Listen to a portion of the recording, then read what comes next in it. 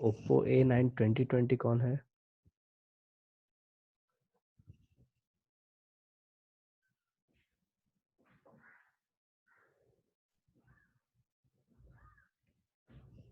Hello, सबको आवाज जा रहा है क्या? अगर आवाज जा रहा है तो लिखिए यस। और ओप्पो A9 2020 कौन है?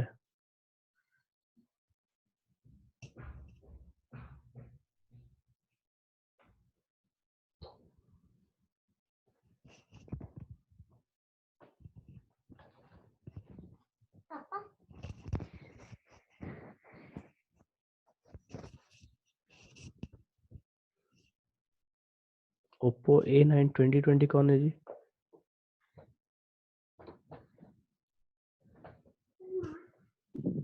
हेलो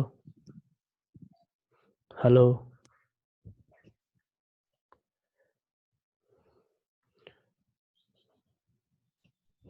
लास्ट लेक्चर में किसी को डाउट है? लेक्चर या असाइनमेंट में किसी से कोई प्रॉब्लम, किसी क्वेश्चन में?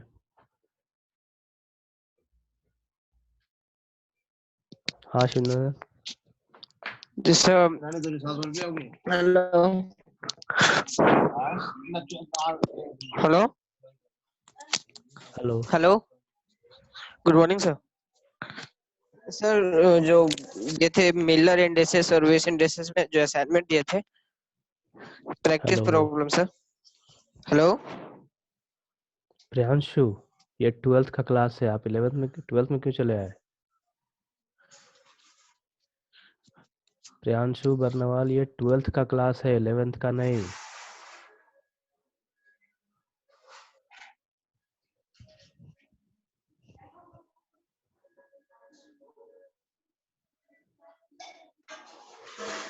हेलो हेलो शिवनंदन, बोलिए क्या प्रॉब्लम है, कुछ कौन से क्वेश्चन में? हेलो सर, जो मिलर इंडेक्सेस और वेस इंडेक्सेस में प्रैक्टिस प्रॉब्लम दिए थे सर। हेलो, आवाज आ रही सर?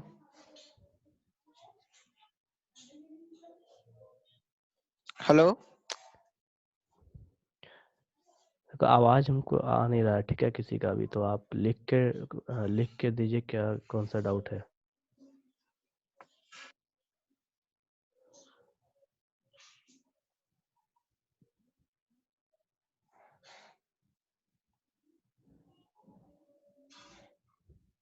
शिवनंदन, आवाज नहीं आ रहा है, लिख के दीजिए कौन से क्वेश्चन में डाउट है, क्या डाउट है। मिलर इंडिसेस प्रैक्टिस प्रॉब्लम का सॉल्यूशन हमको अभी असाइनमेंट डिस्कस करेंगे, ठीक है। तो जो भी डाउट होगा आप लिख के डालिए, क्योंकि आवाज पता नहीं, किसी आवाज सुनाई नहीं दे रहा हमको।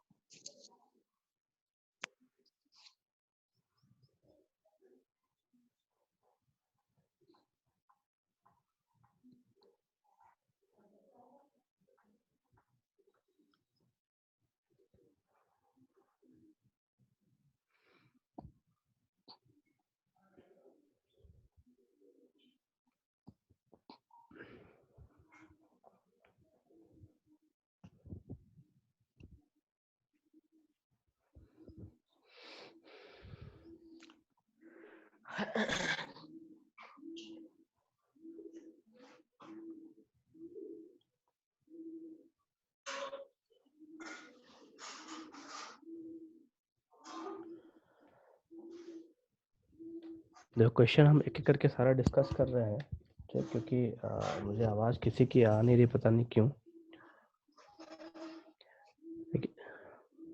देखिए सबसे पहला क्वेश्चन है, cubic crystal has A is equals to 5.2 angstrom, calculate the D spacing of the 110 plane. मतलब आपको HKL दे रखा है, प्लेन का हाँ बोलिए ना। HKL दे रखा है, मिलर इंडिसेस दे रखा है, और आपको D निकालना है। तो D का फार्मूला दीदी हमको पूछ पता है वहाँ मिलर रूम में। इंडिसेस निकालने के लिए।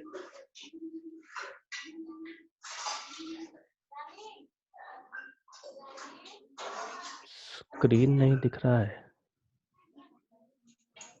क्या प्रॉब्लम है इसका? एक बार फिर हम शेयर करते हैं, ठीक है जी। दिखता है तो मुझे यस लिखेंगे सब कोई।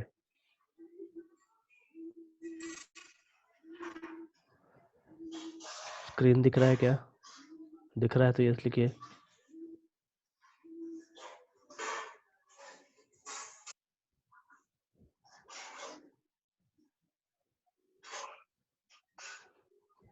ठीक है, तो हम सारा क्वेश्चन एक बार डिस्कस करते हैं, सारा समझाते चले जाते हैं कि इस क्वेश्चन में क्या दिया गया और क्या आपको बनाना है।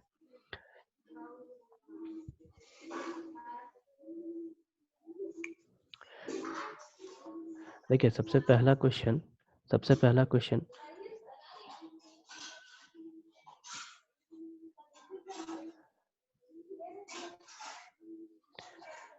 कौन है ओप्पो A9 2020 जी, बोलिए। हेलो। तो आवाज, मुझे किसी का आवाज नहीं आ रहा है, तो आप लिख के डालिए क्या आपको पूछना है।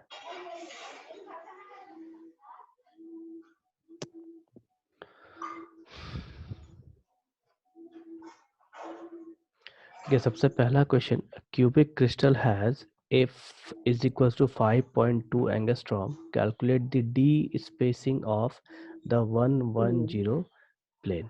कहने का मतलब है कि आपको मिलर इंडिसेस दे रखा है 110, उसका आपको डी निकालना है, जिसमें से क्यूब का, ये क्यूब है, और क्यूब का डिस्टेंस, सॉरी डायमेंशन आपको दे रखा है a is equal to 5.2 angstrom. हमको पता है क्यूब का a, b और c तीनों इक्वल होगा, तो उस कंडीशन में जो ए स्क्वायर, सॉरी ए स्क्वायर नहीं, जो हम डी स्क्वायर लिखते थे एच स्क्वायर बाई ए वगैरह, तो उसमें हम तीनों में एक ही चीज़, एक ही value बैठाएंगे।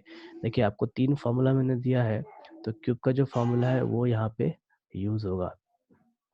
Then second question, tetragonal crystal, देखो सबसे पहला टेट्रागोनल आपको आ गया अगर, तो जो टेट्रागोनल का फार्मूला है वो फार्मूला हमको यूज करना है।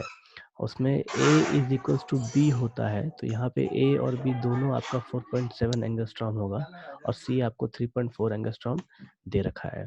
अब कहता क्या है कि 3 प्लेन दिए हैं, 100, 001 और 111, तो आपको तीनों प्लेन का आपको डी निकालना है। सेपरेशन कहने का मतलब है डिस्टेंस चाहिए डी, तीनों प्लेन का डी निकालना है।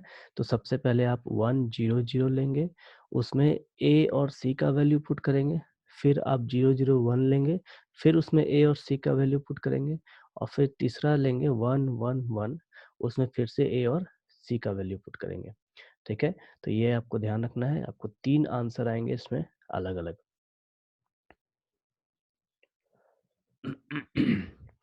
क्वेश्चन नंबर 3, क्वेश्चन नंबर 3 देखिए, इसमें 3 हिस्सा है क्वेश्चन नंबर 3 में। सबसे पहला हिस्सा A is equals to B is equals to C is equals to 8 angstrom, find D spacing for planes with Miller indices 1 2 3। अब यहाँ पे एक चीज देखिए, आपको दे रखा है क्वेश्चन में, ये तीनों बराबर हैं। जब तीनों बराबर हैं तो कहने का मतलब है कि ये आपका क्यूब का फॉर्मूला लगेगा। उसमें हमको मिलर इंडेक्स कितना लेना, h बराबर 1, k बराबर 2 और l बराबर 3।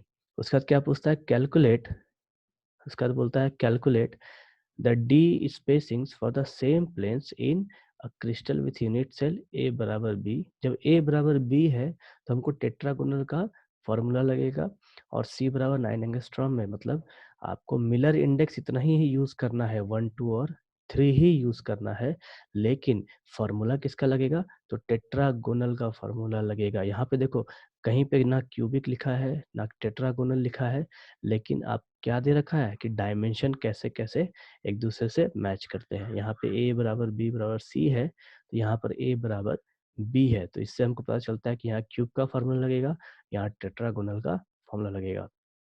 उसके बाद इस क्वेश्चन का तीसरा हिस्सा, calculate the d spacings for the same planes in a crystal with unit cell a is equals to 7, b is equals to 8 और c इज इक्वल्स टू 9। अब आपको एक और फॉर्मूला लिखाए थे ऑर्थोरोम्बिक का, तो उस केस में क्या था, तीनों बराबर नहीं था, मतलब हमको वो तीसरा फॉर्मूला इसमें लगेगा, और 3 अलग अलग आंसर आएंगे। चूंकि क्वेश्चन में आपको 1 एंगस्ट्रॉम का वैल्यू दे रखा है, तो इस 1 एंगस्ट्रॉम का वैल्यू हम मुझे हर क्वेश्चन में बिठाना है लास्ट में, तब जाके मेरा जो आंसर है वो मीटर में आएगा। ठीक है, और ये ही तीनों में करना था। अभी किसका क्वेश्चन है, क्या डाउट है, पूछिए। देखो आवाज मुझे किसी का सुनाई नहीं दे रहा, ठीक है, तो आप लिख के डालिए क्या क्वेश्चन है।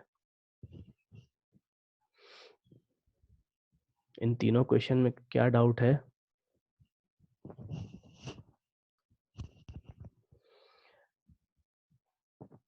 अगर किसी को डाउट नहीं है तो नो लिखिए, ताकि मैं दूसरा असाइनमेंट फिर डिस्कस करूं।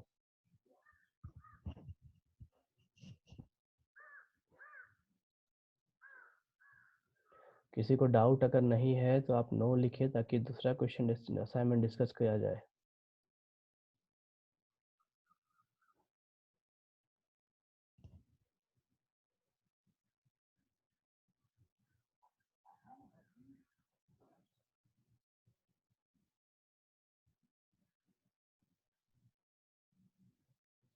शिवनंदन फॉर्मूला चेक कीजिए। डी, जब डी स्क्वायर लगेगा तो रूट नहीं आएगा। डी रूट आएगा तो डी स्क्वायर नहीं होगा, ठीक है। फॉर्मूला ढंग से चेक कीजिए। आप लिखे हैं d square is equal to a by root under h two plus k two plus l, sorry h square plus के स्क्वायर प्लस एल स्क्वायर। तो यहाँ पे जब आप डी स्क्वायर लगा रहे हैं तो यहाँ पे रूट नहीं आएगा और ए का स्क्वायर हो जाएगा, ठीक है। तो डी, सिर्फ डी लिखेंगे तब आपका ये फॉर्मूला है।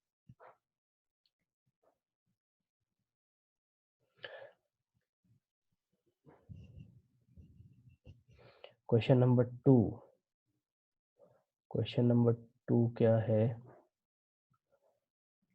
क्वेश्चन नंबर 2 है आपका टेट्रागोनल क्रिस्टल। इसमें टेट्रागोनल का फॉर्मूला लगेगा। ए इज इक्वल टू 4.7 है तो बी इज इक्वल टू भी 4.7 ही होगा। टेट्रागोनल में ए इज इक्वल टू बी होता है।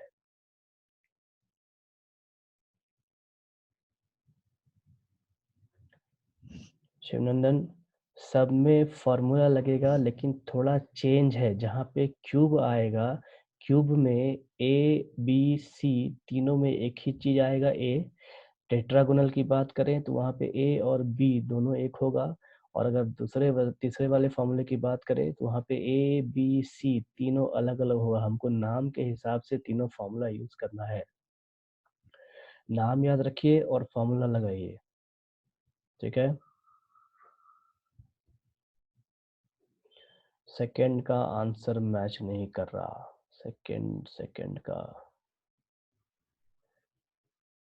सेकंड का मेरे ख्याल से आपका कौन सा आंसर मैच नहीं कर रहा? सेकंड का आंसर कौन सा मैच नहीं कर रहा, शिवनंदन? सेकंड का तीनों में से 7.5। देखो थर्ड का जो आंसर है ये आप ऐसे भी यूज कर सकते हैं, ठीक है। देखो ये जो आंसर जो दिया गया है, ये आंसर दिया गया D square is equal to 4.7 upon 1 square. लिख लीजिए सब।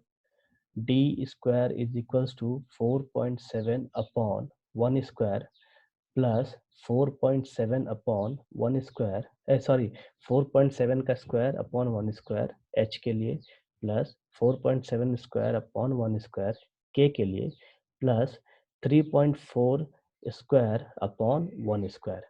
डी स्क्वायर बराबर इतना। कॉपी में लिखिए सब। डी स्क्वायर बराबर आपको इतना लेना है। उसके बाद आपका जो बेस में 1 का स्क्वायर होगा, वो 1 का स्क्वायर चूंकि 1 होगा तो हम उसको हटा सकते हैं। और जो रूट में हमारा आएगा, रूट में डायरेक्टली 4.7 का स्क्वायर प्लस 4.7 का स्क्वायर प्लस 3.4 का स्क्वायर आएगा, और उससे आपको ये 7.5 आंसर मिलेगा। इसका सॉल्यूशन ऐसा है।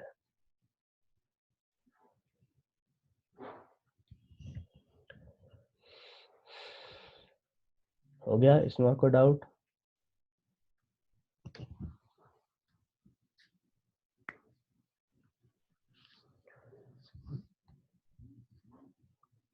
इस असाइनमेंट में और किसी को डाउट है?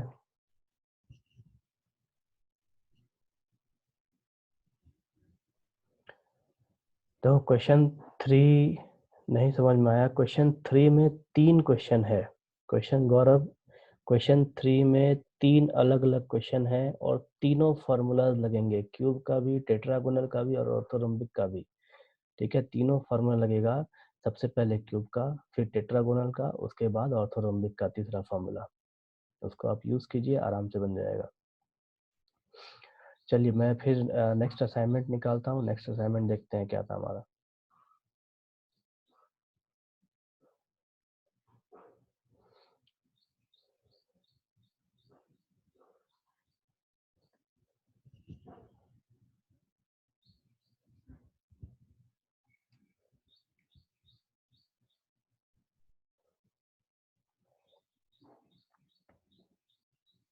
देखिए नेक्स्ट हमारा था ब्रैग्स लॉ और मिलर इंडिसेस को मिला के ये एक्सरसाइज है। सबसे पहला क्वेश्चन क्या है कि एक्स रे, क्वेश्चन क्या है, X rays with wavelength 1.54 angstrom. देखिए ये जितने भी क्वेश्चंस हैं ये सब फार्मूला बेस्ड क्वेश्चंस है। ठीक है, तो आपको वेवलेंथ यहाँ दे रखा है, लैम्डा दे रखा है, उसके बाद क्या दिया है, आर रिफ्लेक्टेड। स्क्रीन नहीं दिख रहा, चलो मैं फिर से क्लोज करके फिर एक बार ऑन करते हैं।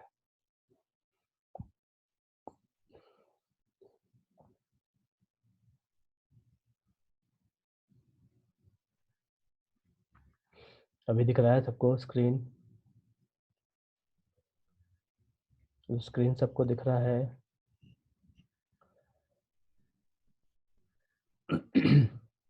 स्क्रीन दिख रहा है तो यस लिखिए, मुझे पता चलेगा। ठीक है, चलिए देखिए ये सबसे पहला क्वेश्चन, एक्सरेज, सबसे पहला question, X rays with wavelength 1.54 angstrom. कहने का मतलब है आपको लैम्डा दे रखा है यहाँ पे 1.54 एंगस्ट्रॉम। फिर क्या है, are reflected from planes with D is equals to 1.2 angstrom. मतलब जो मैंने ब्रैग्स लॉ आपको पढ़ाया था, उस ब्रैग्स लॉ में जहाँ डी दिखा रखा था मैंने, दो प्लेन का डिस्टेंस, वो डी आपको यहाँ दे रखा है। तो कहता क्या है, calculate the Bragg angle theta for constructive interference.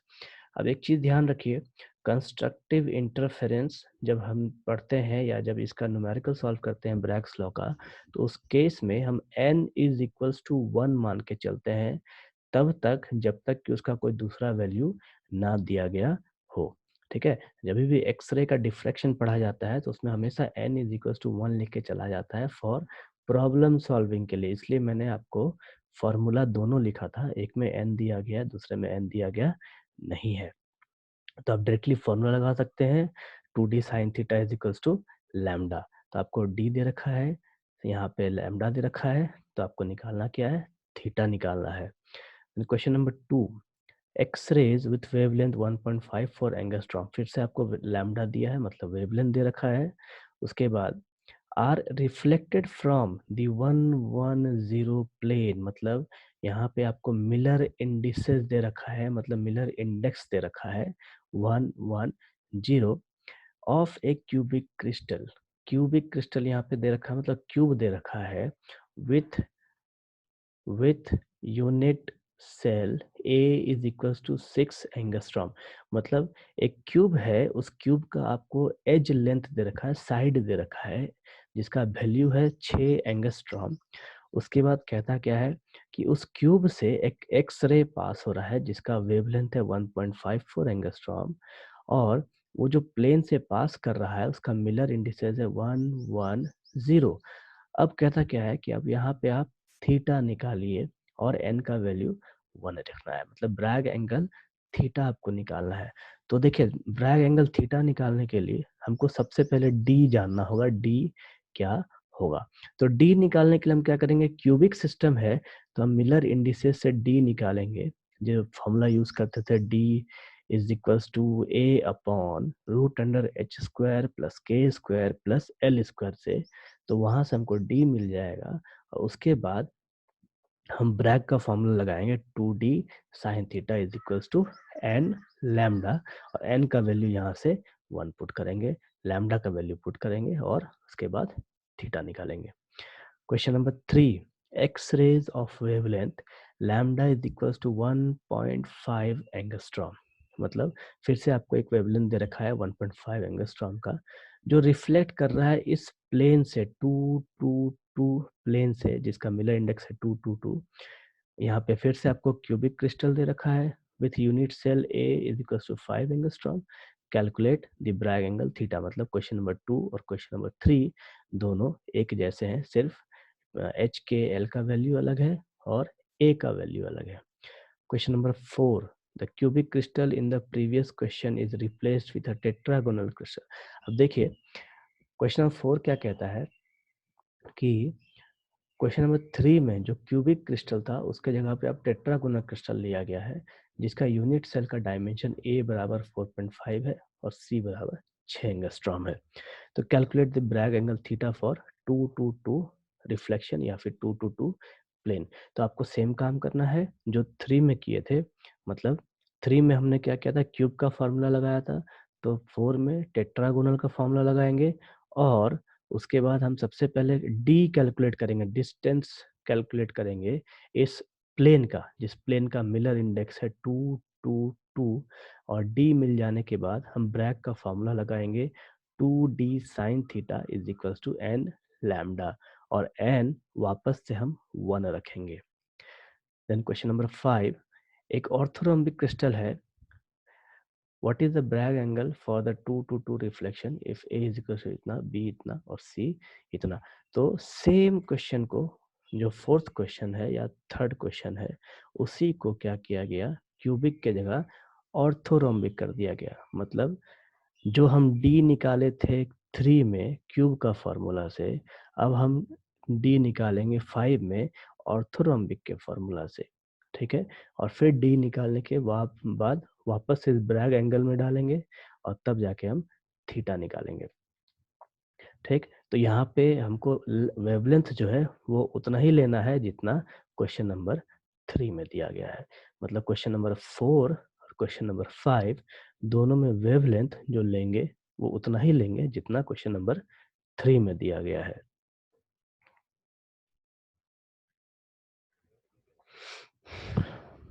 अभी किसको डाउट है कौन से क्वेश्चन में?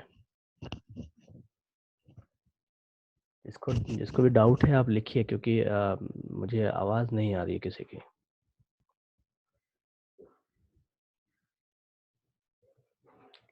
क्वेश्चन नंबर 4,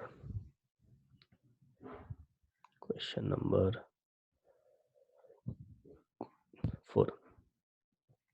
देखो क्वेश्चन नंबर 3 अगर आपको समझ में आ गया तो 4 और 5 समझने में दिक्कत नहीं होगा, क्योंकि क्वेश्चन नंबर 3 के बाद ही 4 और 5 दोनों रिलेटेड है।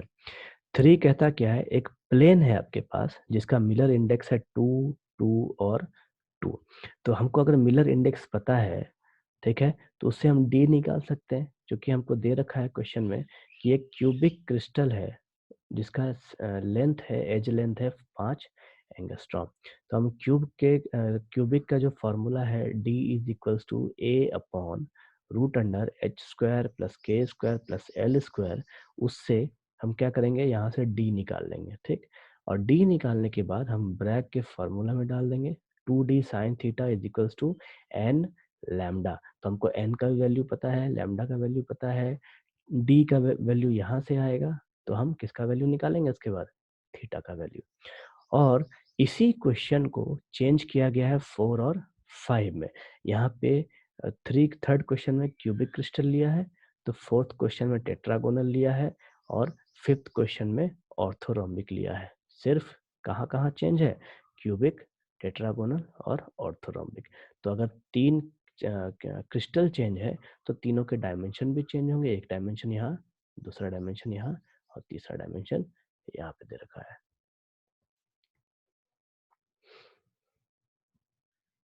अभी किसी को, किसको डाउट है और नेक्स्ट क्वेश्चन में?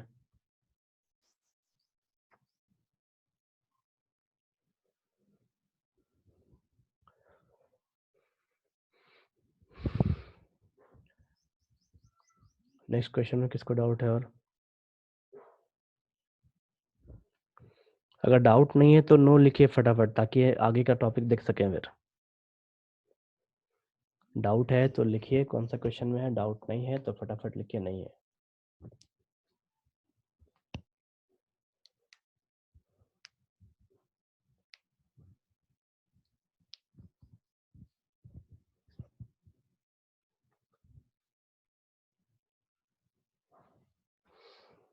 चलिए ठीक है, फिर हम लोग आगे का टॉपिक देखेंगे।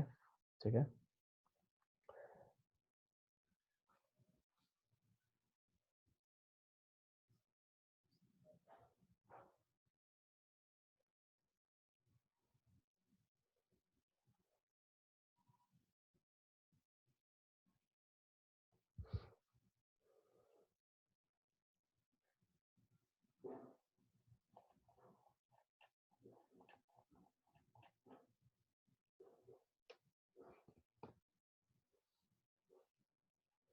तो कल हम लोगों ने कोऑर्डिनेशन नंबर देखा था।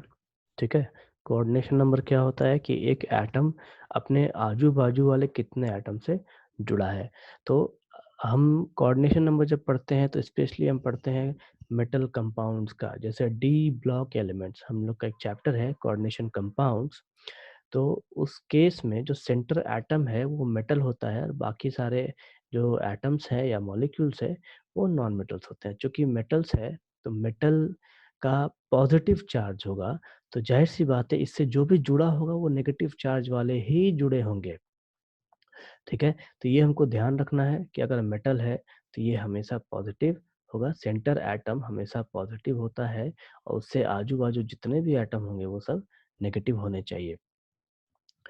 उसके बाद हमने देखा था आपका, इससे पहले हमने देखा था रेडियस वगैरह। ठीक है, देन क्यूब के सिस्टम में हम डेंसिटी भी देखते हैं। क्यूब है तो क्यूब का डेंसिटी होगा।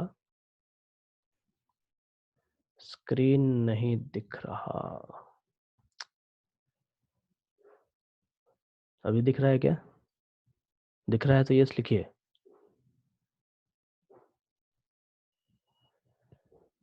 अभी स्क्रीन दिख रहा है? ठीक, वापस से क्लोज करके देखता हूँ।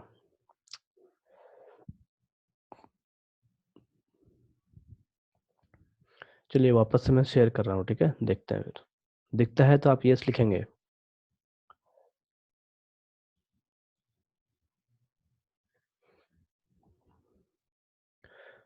अभी दिख रहा है स्क्रीन?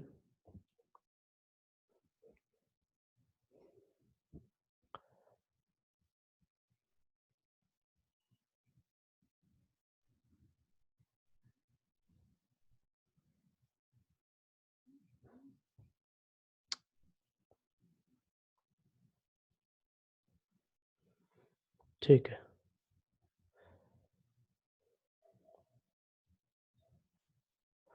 देखिए हमने इससे पहले रेडियस देखा था कि रेडियस कैसे निकालते हैं क्यूब का। तो रेडियस निकल जाने के बाद हमारे पास एक चीज़ और आती है, दैट इज डेंसिटी। कि क्यूब है तो क्यूब का डेंसिटी क्यों कितना होगा। ठीक है, या यूनिट सेल है तो यूनिट सेल का डेंसिटी क्या होगा। अब देखिए कि एक कोई भी एक अगर क्रिस्टल लिया जाए तो उसमें एक यूनिट सेल तो होगा नहीं, बहुत सारे यूनिट सेल होंगे। तो जो डेंसिटी होता है वो वो आपका होता है मास बटे वॉल्यूम। तो डेंसिटी का सिंपल फार्मूला जो हम लोग यूज करते थे, density is equal to mass upon volume. तो मास एक यूनिट सेल का divided by volume of unit cell. अब इसका एक फार्मूला है जो हमको याद रखना है। चूंकि यूनिट सेल की हम बात कर रहे हैं तो सबसे पहले डील करेंगे किसके साथ कि यूनिट सेल में एटम्स है, तो एटम्स का मास होगा और एटम्स का ही वॉल्यूम होगा। तो एक यूनिट सेल में कितने एटम्स होंगे, उसके बाद उस एटम का एटॉमिक वेट चाहिए हमको, या फिर उस जो मास सॉरी जो हम फार्मूला ले रहे हैं या जो मॉलिक्यूल ले रहे हैं उसका हमको मॉलिक्यूलर मास चाहिए या फार्मूला मास चाहिए। जो भी फार्मूला यूज़ करेंगे, जैसे NaCl है तो NaCl का मास यूज़ करेंगे, H2SO4 है तो H2SO4 का मास यूज़ करेंगे, या MgCl2 है तो MgCl2 का मास यूज़ करेंगे। फार्मूला मास आप सबने पढ़ा है 11th में कि फार्मूला मास कहते किसको है। जो भी हमारा केमिकल फार्मूला होता है उन सब का एटॉमिक मास जोड़ने के बाद जो आएगा उसको हम फार्मूला मास कहते हैं।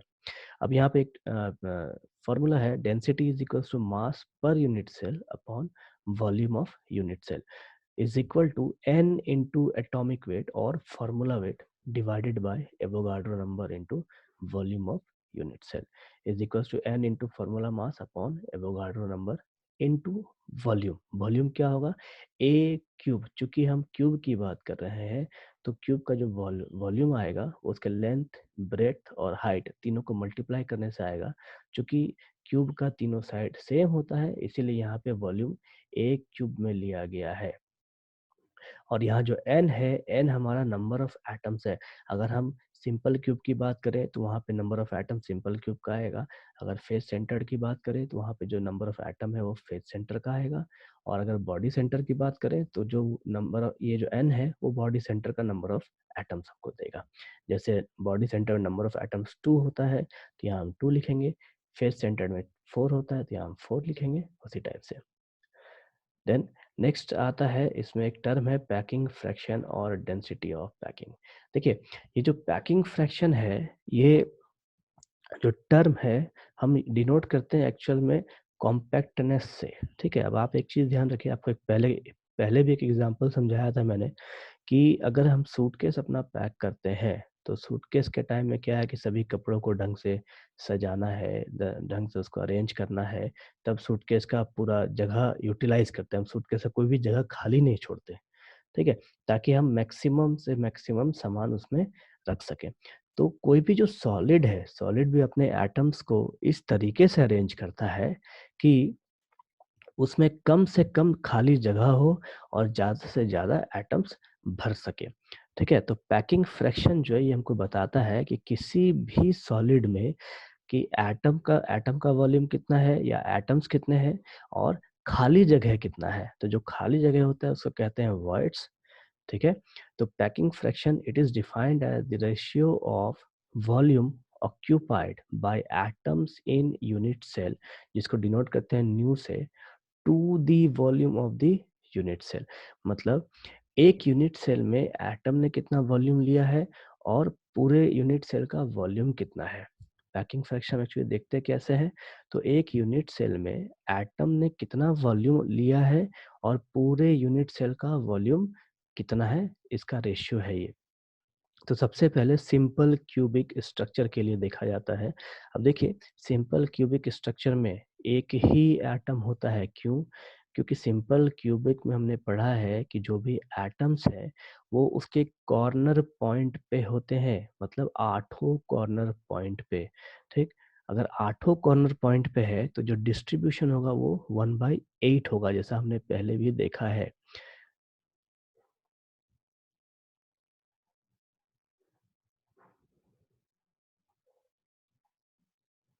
देखिए यहाँ पे वापस से आपको मैं दिखा दूं ये कि ये हमारा सिंपल क्यूब है। सिंपल क्यूब में 4 ऊपर एटम, 4 नीचे एटम, तो टोटल नंबर ऑफ एटम जो होंगे वो 1 हो जाएगा। उसके बाद बॉडी सेंटर्ड के लिए टोटल नंबर ऑफ एटम 2 होता है, ये 8 मिला के 1 और 1 हमारा बॉडी सेंटर पे, तो दोनों मिला के 2 होते हैं। उसके बाद फेस सेंटर्ड पे टोटल 4 होता है। तो इन सब नंबर्स को ही हमको पैकिंग फ्रैक्शन में यूज़ करना है। चूँकि ये एटम्स है तो हर एटम्स का कुछ ना कुछ रेडियस होगा, हर एटम का वॉल्यूम होगा, ठीक है? उसके बाद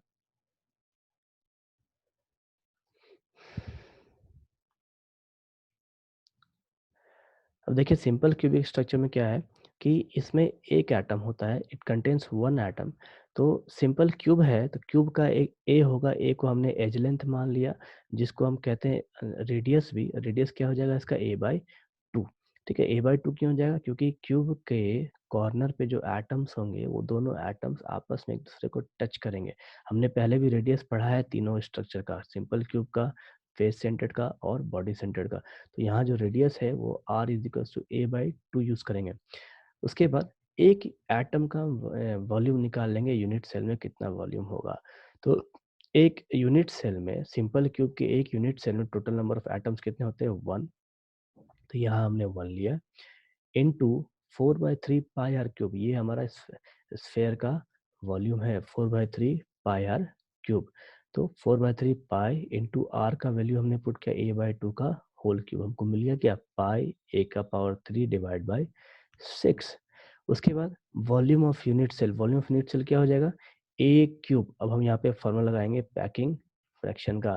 पैकिंग फ्रैक्शन का फॉर्मूला क्या है, न्यू अपॉन वी। तो पाई a³/6 डिवाइडेड बाई a³ हमको दे देगा कितना, 0.52।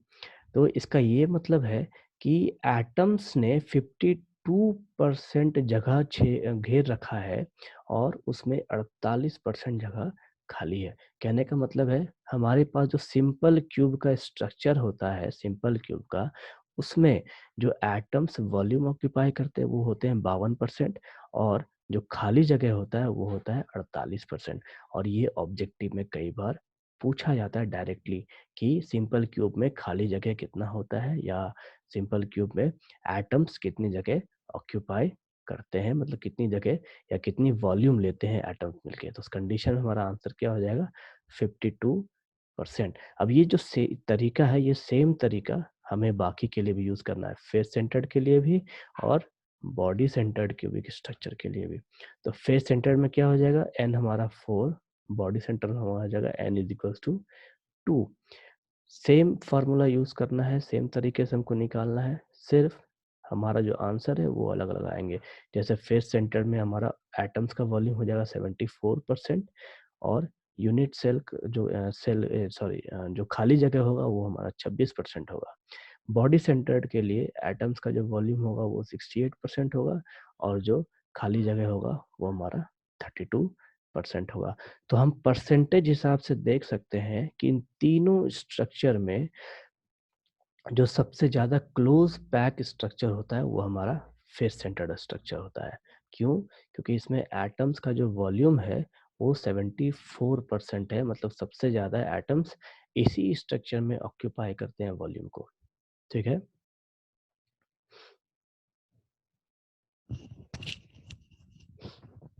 किसी को डाउट है इसमें?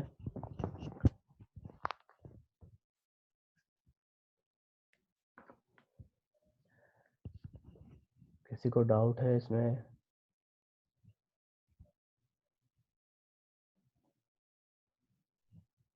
देखिए आपका 40 मिनट एक्चुअली लेक्चर भी हो सकता है वीडियो कट जाए अपने आप। तो अगर डाउट अभी नहीं आ रहा है तो मैं नोट अपलोड कर दूंगा, उसके बाद आप पढ़िए और फिर से डाउट पूछ सकते हैं। देखो इससे पहले मैंने एक असाइनमेंट दिया था, लास्ट स्टेप में 100 मल्टीपल क्यों हुआ, वो परसेंटेज निकालने के लिए हम 100 मल्टीपल करते हैं। गौरव, परसेंटेज निकालने के लिए 100 मल्टीपल किया जाता है।